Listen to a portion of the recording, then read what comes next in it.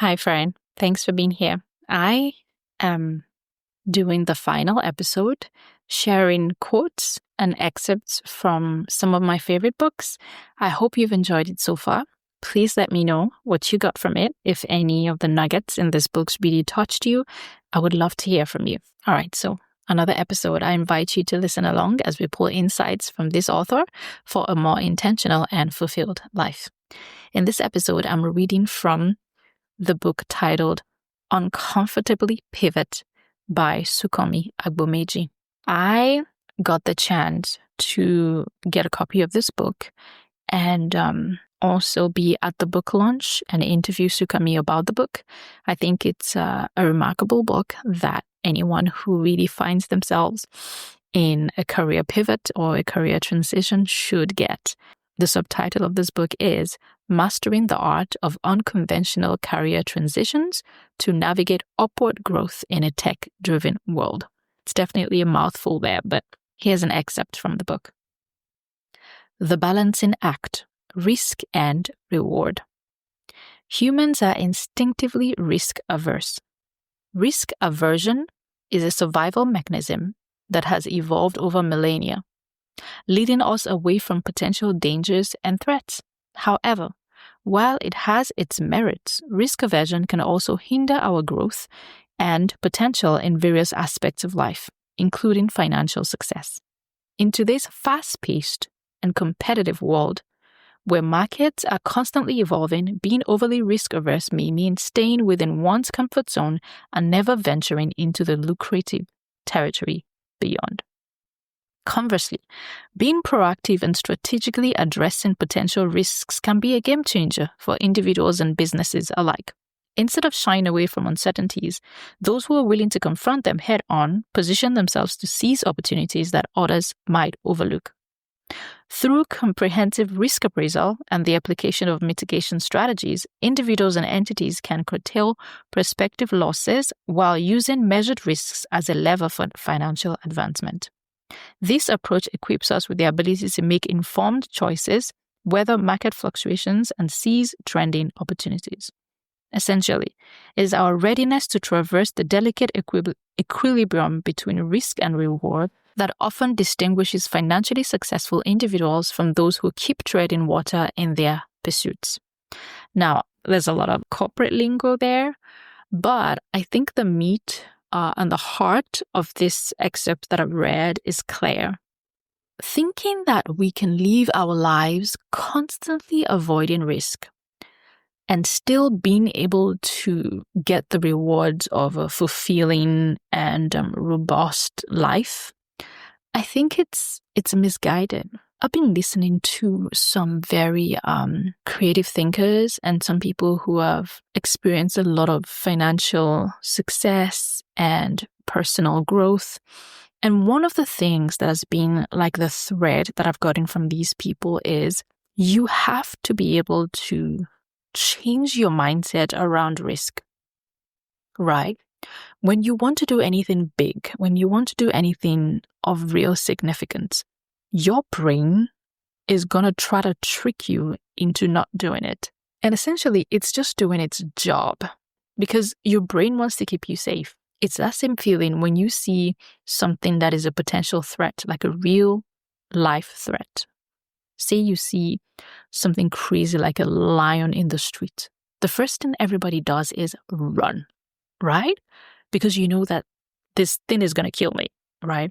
And this is where our brain is wired, right? This is where we're wired because we have to be kept safe. Now, in today's world, the same knee-jerk reaction happens when we see something that feels out of reach, that makes us feel out of control, or something that it just feels too much for us to take on at that time, to wrap our minds around. So we tend to run away from it. We tend to shy away from it. But in today's world, the kind of growth, the kind of significance you are looking for in your life and your career, it will not be achieved by running away from every risk. It will not be achieved by staying in your comfort zone because you don't want to encounter risk or difficulty or challenges or the possibility of failure. I love this excerpt because it just makes me realize how much we can actually achieve if we're able to tame that part of ourselves that goes into overdrive when we feel threatened by a difficult situation. And it's not an easy thing to do. It is a challenging step to take to almost rewire the way you think about risk, the way you think about difficult and challenging situations. But to succeed, it is important that you do it. And listening to all of these people and finding them just saying the same thing, like your aversion to risk needs to be fixed. And I had to really sit down and evaluate my own life. And 100% I had to fix this. I'm not totally done with it. I am still in the process of fixing that mindset that makes me want to run away from anything that is hard. And it's hard. The process of fixing it is hard because this is not the way you're wired. I just want to encourage you, when you think about the reactions that you have to something that is meant to take you out of your comfort zone or that is meant to take you out of your familiar relationships, so to speak, right? And part of it might be you wanting to do something that is so left of center, like it is so different, it is so radically just different from people around you. Your brain is going to want to feel like, I don't want to do this because what are people going to think? What are they going to say about me? What are they going to think about me? How am I going to feel when they oppose me or when they don't understand what I'm doing? This is the same thing. It's your brain trying to kind of keep you safe so that you don't venture too far away, from the norm. But to do anything of significance, you have to venture out of the norm. You have to do something different. Out of the box is what we talk about. So I just want to encourage you. If you are the kind of person who has big dreams, if you are the kind of person who has big ideas, and you find yourself sitting with them because you don't want to rock the boat, you find yourself going around in circles because you don't want to do anything that just requires you to stretch too much or do too much, like we say, I will encourage you to really evaluate your life and think, why do I feel this way? Why am I not willing to risk things? Why am I not willing to take a step? Why am I not willing to try? I've been sitting on this idea for a long time. Yes, there are a lot of things I think may not work. Yes, there are a lot of things I feel like I don't know. There's a lot of gaps in my knowledge. But the only way to learn is to actually go out there and try. You're not going to learn in theory. You can read all the books. You can study all you want. But the moment you start to do things, that's when the dots begin to connect. And you might feel like, oh my gosh, the thing I'm thinking about is just too big. Like, I don't even know where to start. I don't even know if it's possible. Well, welcome to the club. Welcome to the club. This is how you figure things out, by taking a step, by putting something on the line. So if it is your desire to do something of significance, I promise you, you can do it. But you have to lay aside that risk aversion and just take a bold step of faith. What is God asking you to do? What is He putting on your heart to do? No matter how big it feels, take a step. You've heard that saying, shoot for the moon, and if you miss, you might land among the stars.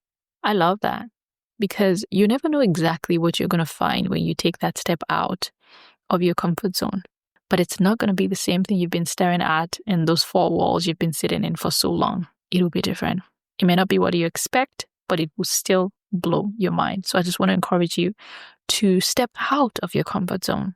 If you are in a place where you're thinking of a career change or a change in your life, your health, your family, I encourage you to find what you need. Research is good to make an informed decision. Talk to people who can encourage you, people who can support you on the journey of your transformation, but don't sit back and wait forever. Please don't sit back and wait forever. You can do it. You can absolutely do it. All right. I hope this encourages you to move forward in life with whatever it is that you are excited to do in this season. If you have any books that have encouraged you, that inspire you, I would love you to share with me. Send me an email at thedrivenintrovert@sheepak.com. Please share this episode with anyone you feel will benefit from it. Let's all grow and flourish together.